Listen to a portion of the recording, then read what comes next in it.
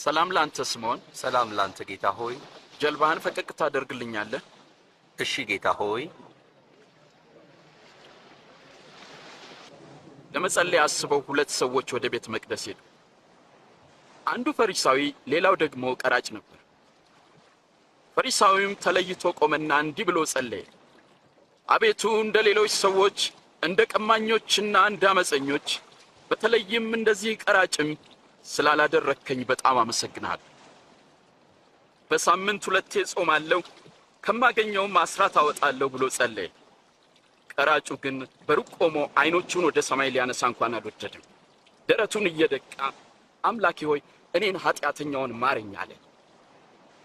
እውነት እላችኋለሁ ከፈሪሳዊው ይልቅ ይህኛው ጻድቅ ሆኖ ወደ ቤቱ ተመለሰ። ራሱን ከፍ የሚያደርግ ዝቅ ይላል፣ ራሱን የሚያዋርድ ግን ከፍ ከፍ ይላል።